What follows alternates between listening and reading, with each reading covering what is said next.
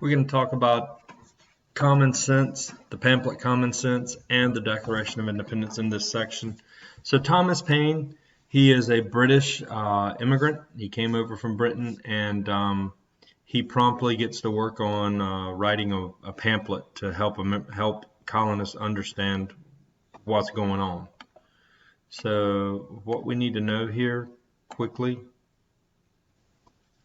this book or this pamphlet comes out on January 10th, 1776.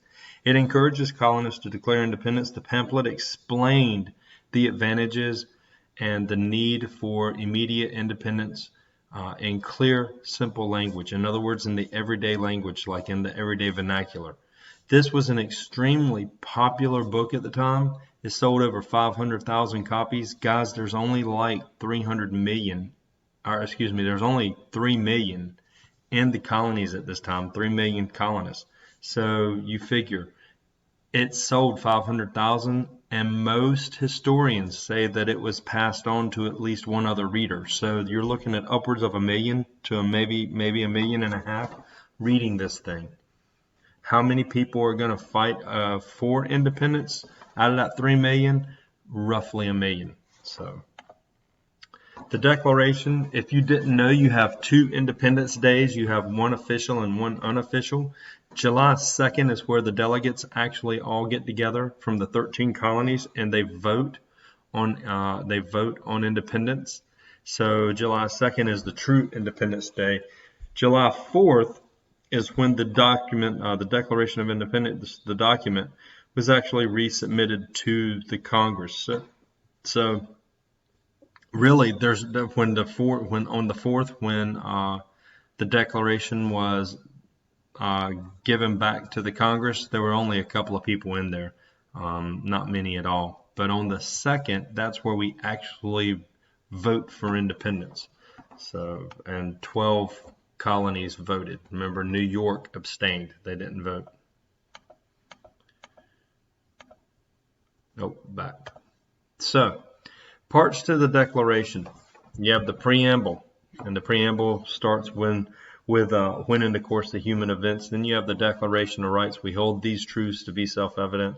We have a list of grievances that the colonists listed all the grievances we had with the king. That usually starts with he has, or you'll see abuses committed by the king. The Declaration, we often think of it as declaring our independence. We tend to forget that it's actually a declaration of war on Britain. We're actually formally declaring war on the British.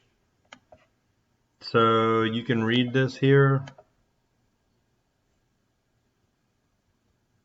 And this is so. When in the course of human events it becomes necessary for one people to dissolve political bands which have connected them with each other. So basically it's saying when it's time to leave the country or position I'm in. So okay, so to assume among the powers of the earth that the separate and equal station to which the laws of nature and nature's God entitle them. This is basically saying because I have rights through nature. And so this is a decent respect for the opinions of mankind requires that they should declare the causes which impel them to the separation.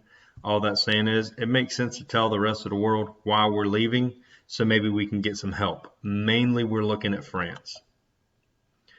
So we hold these truths to be self-evident as basically we think it is natural and obvious. All men are created equal. What Thomas Jefferson meant by this was born in a state of nature, in the absence of social laws. This is directly from the social contract. That they are endowed with their creator with certain unalienable rights. That's your natural rights. These are rights given to you, natural law. So among them are life, liberty, and the pursuit of happiness. Once again, the pursuit of happiness is the pursuit of owning property. Today we take it differently. It's one of those statements that transcend time and change in meaning. But today we take it as the pursuit of whatever happiness you want. What Thomas Jefferson meant was cold, hard property. So To secure these rights, governments are instituted among men, deriving their just powers from the consent of the governed. Basically, this is popular sovereignty. The people rule. Government exists because the people say it exists. So here are some grievances, and guys, there's more. But here's some grievances to the king. Taxation without representation, quartering troops, abolishing our representative bodies, in other words, the Declaratory Act, the Quartering Act of 1765, the Stamp Act of 1765, stopping our trade, that's closing the Boston Harbor when they did in response to the Tea Party, hiring mercenaries or Hessians to control the colonies, so the mercenary army, the Hessians, no trial by jury, and jailed without a cause, habeas corpus. Guys, understand our eventual Constitution, Bill of Rights, is going to take care of a lot of these grievances. So I do want you to know that Thomas Jefferson wrote the first draft of the Declaration of Independence. Here are his influences: the Enlightenment ideas, John Locke, Jean Rousseau, popular sovereignty.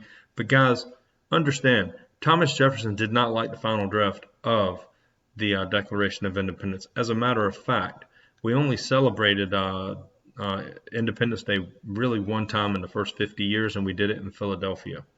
But he actually wrote a draft of his original version of the Declaration. He wrote 70 different copies, and he mailed them out to his friends, and he asked them, which one do you like better, their document or mine?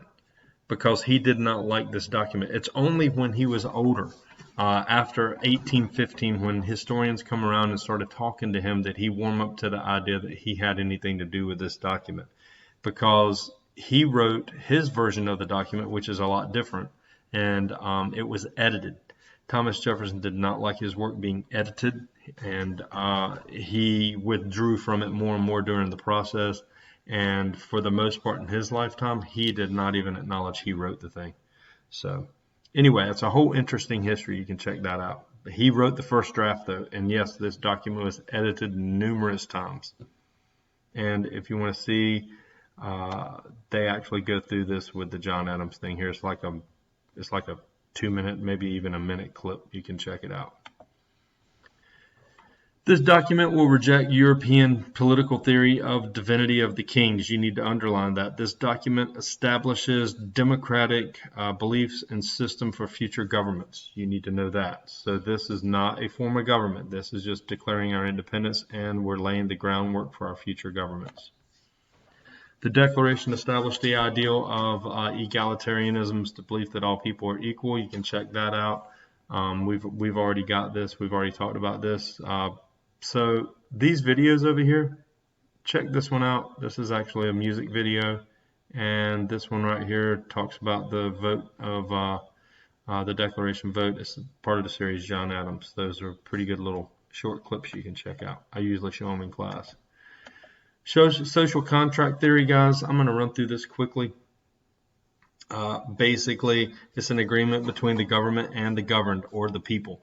And the contract states that the people will follow the rules of the government so long as the government looks out for their best interest. When the government stops looking out for the people have the right to abolish their government. That's true, like John Locke stuff there.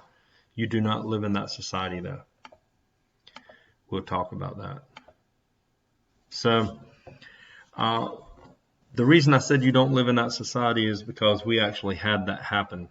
And, if you go back and look at John Locke, he says if government doesn't protect one of your 3 natural rights, or any of your 3 natural rights, or all of them, you have the right to rebel and put a new government in. The problem with that is we did this already. It was the American Civil War. And you live in more of a less of a John Locke civilization and more of a Thomas Hobbes civilization, law and order, to put down these disruptions. People should give up some of their rights to obtain a strong government and law and order. That's what we get out of the Civil War. It's a political theory thing, but it's interesting nonetheless. So anyway, We do follow the natural rights. We try to protect them, but you do not have the right to rebel against your government today. The South already tried. So, to secure these rights, governments are instituted among men, deriving their just powers from the consent of the governed. That whenever any form of government becomes destructive to these ends, it's the right of the people to alter or abolish it, and to institute a new government. Like I said, the South tried that. So we are finished.